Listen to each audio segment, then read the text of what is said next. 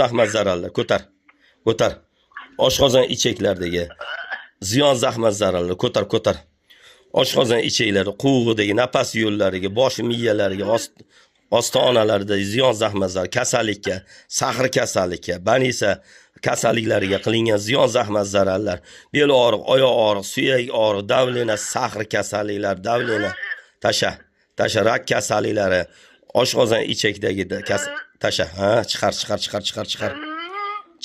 chiqar. Masofadan davolash yo'lga qo'yganmiz mana. Tasha uzoq masofadan uy sharoitida, ziyon zahmat zararlar uy sharoitida muolaja qilishlar. Tasha. Ziyon zahmat zararlar oshqozon ichak quvg'idagi, nafas yo'llaridagi, tasha. Er-xotinning o'rtasida munosabatini buzadigan ziyon zahmat zarar. Er-xotinning o'rtasidan ziyon zahmat zararlar, er-xotinning o'rtasidan ziyon zahmat zararlar, oshqozon ichak quvg'i, nafas yo'llari, oshqozon ichakning nafas yo'llari, ziyon zahmat zararlar, oshqozon ichak nafas yo'llari, ziyon zahmat zararlar, oshqozon ichak ziyon zahmat zararlar, quvg'idagi, ichaklardagi, er-xotinning o'rtasidagi, uydagi oilalarda qilingan ziyon zahmat ko'tar. Chiqar. Nima bo'lyapti? G'o'ziravatdi ham ketmoqchi ham ichmam. İçiz, qorningiz ichga ketmoqchimi?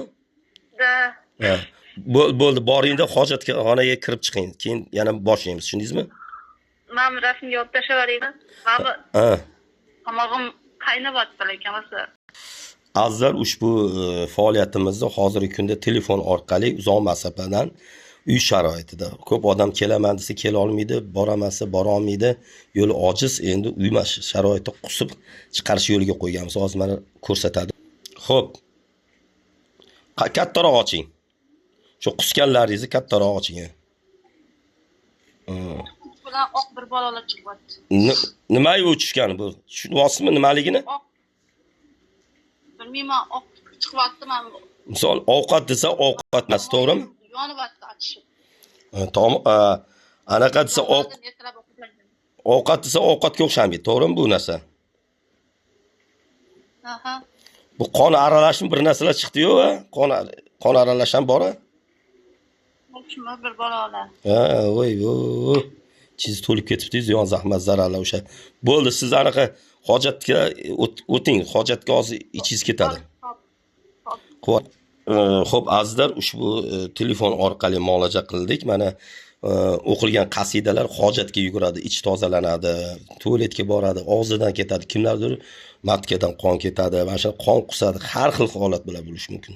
Azizlar, mehnatimizni qadrlagan holda like, podpiska bosib, obuna bo'lib, bemorlarga yetkazib qo'yinglar. Hozirgi kunda uy sharoitida muolaja qilish yo'liga qo'yganmiz. Kanallarimizga obuna bo'lib, podpiska bosib qo'yinglar.